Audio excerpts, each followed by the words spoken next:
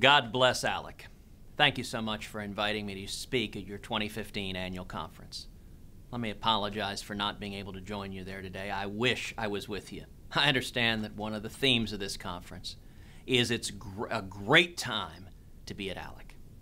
Unfortunately, I can't say that because instead of being able to be with you, I'm back in D.C. fighting the Washington cartel and its latest move to embrace cronyism at the expense of the American people. Trust me, I would much rather be out in San Diego with leaders from around the country who, unlike the Washington cartel, understand the critical role that states play in governing our nation. For this reason, I'm particularly grateful for ALEC's work to restore the balance of power in our country, back to we the people, where it belongs.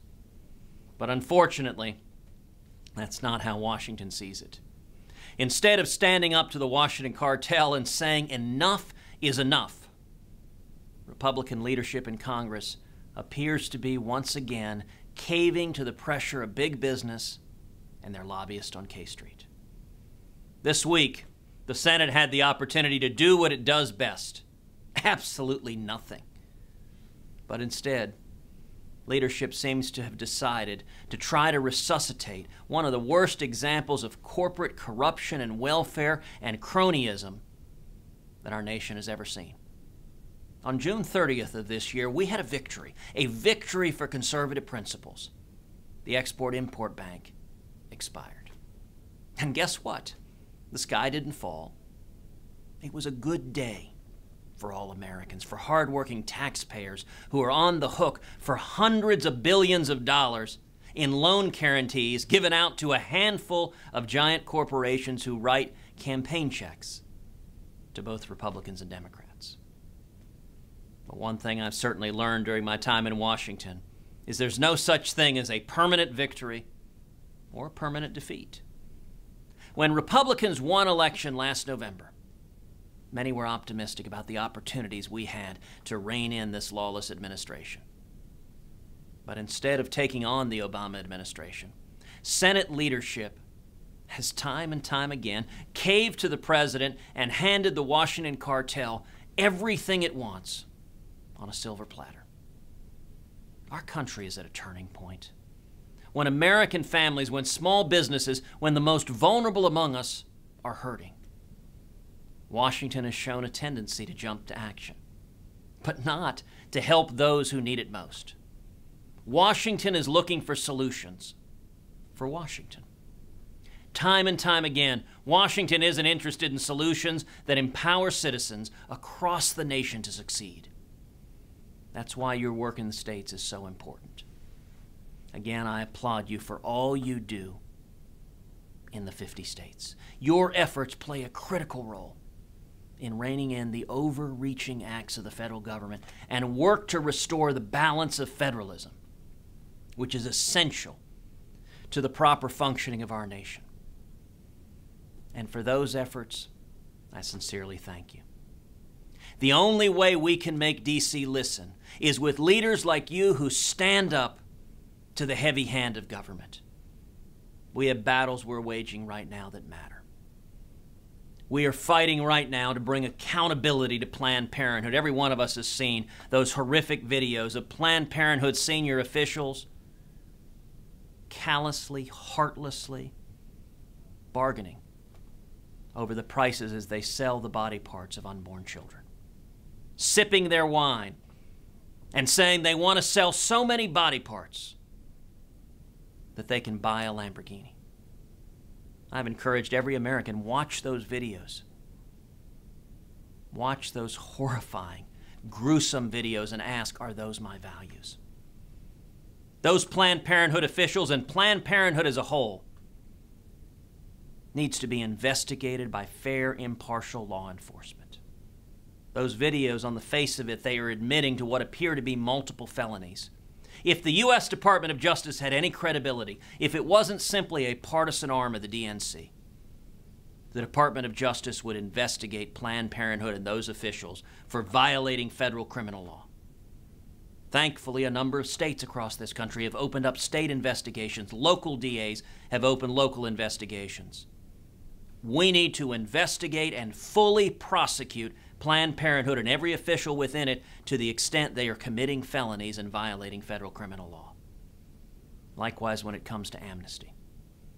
Just this week, I took part in a hearing in the Senate Judiciary Committee where we heard from the family members who have had their children, their husbands, their sisters, their brothers murdered by illegal aliens with criminal records who the Obama administration has released. Sanctuary cities are wrong, and we need to stop them. Every one of you at the state level, I would encourage you to use your authorities at the state level to stop sanctuary cities within your jurisdiction. You know, we heard testimony in that hearing from the senior immigration enforcer in the Obama administration. I asked her why the Obama administration had released, in 2013 alone, 104,000 criminal illegal aliens. Illegal aliens with criminal convictions, why the Obama administration had released nearly 200 murderers. Illegal aliens with homicide convictions, why they had released over 400 illegal aliens with sexual assault convictions, why they had released over 16,000 illegal aliens with drunk driving convictions.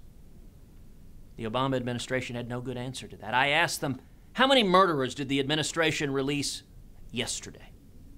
Not a one of them could answer that. How many rapists? How many drunk drivers? The administration couldn't answer that.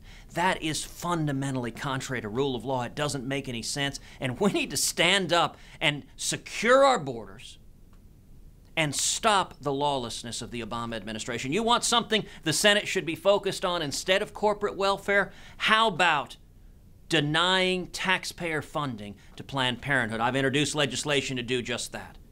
You want something we should be focusing on? How about stopping amnesty, stopping sanctuary cities, denying federal funding to any sanctuary city that denies and defies federal law? I've introduced legislation to do that, and yet Republican leadership in Washington doesn't want to do any of that. Or let me mention one other issue, which is the catastrophic Obama-Iranian nuclear deal.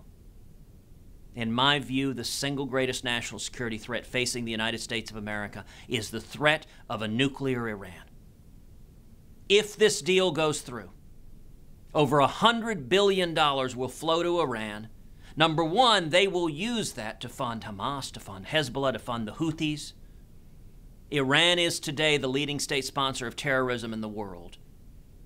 If this deal goes through, without exaggeration, the Obama administration will become the world's leading financier of radical Islamic terrorism. If this deal goes through, billions of dollars in the control of the federal government will be used to fund jihadists who will use that money to murder Americans, to murder Israelis, to murder Europeans.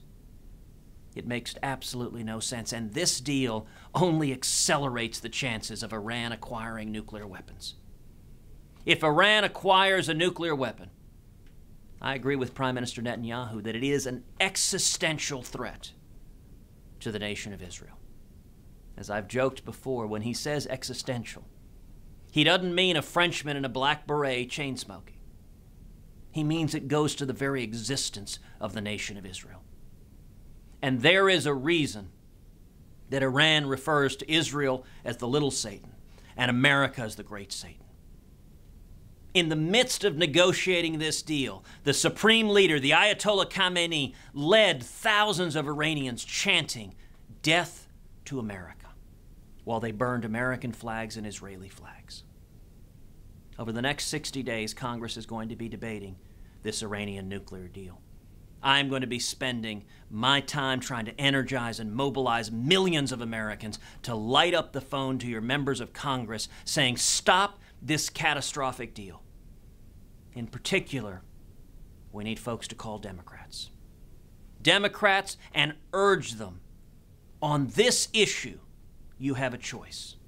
Do you value national security and protecting the lives and safety of millions of Americans? Or do you value partisan loyalty to the Obama White House?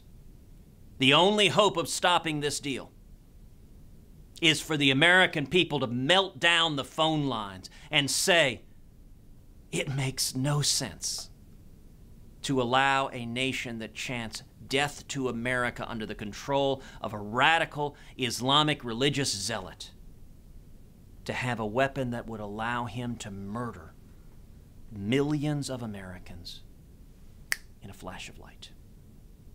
There's no greater threat facing this country right now, and I will say this: if Congress doesn't act in the next 60 days, then there's no issue that will matter more in 2016 in the Republican primary or in the general election than stopping Iran from acquiring nuclear weapons.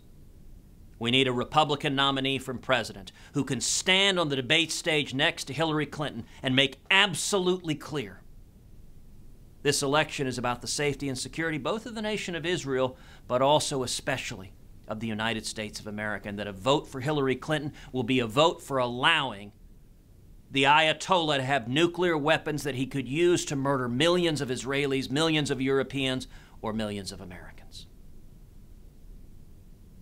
I'm optimistic. I'm incredibly optimistic that the American people are rising up against the failed Obama agenda, against economic policies that have produced unprecedented stagnation and misery and malaise, against an assault on our constitutional rights, especially our religious liberty, and against a feckless and naive foreign policy, the Obama-Clinton foreign policy of leading from behind. You know, all of us here at ALEC, we understand that conservative principles work. They make sense. They're common sense. I believe 2016 will be an election like 1980. We're having a debate right now. There's some folks in Washington who say the way we win is we run to the mushy middle. We don't stand for much of anything at all. Every time we do that, we lose. Whether it was Bob Dole, whether it was John McCain, whether it was Mitt Romney, all good, honorable men. But what they did didn't work.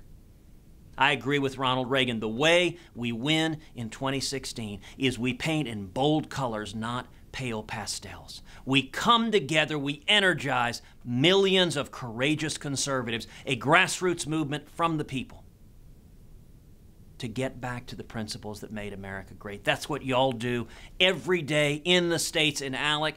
God bless ALEC. God bless our freedom and the Constitution. And God bless the United States of America.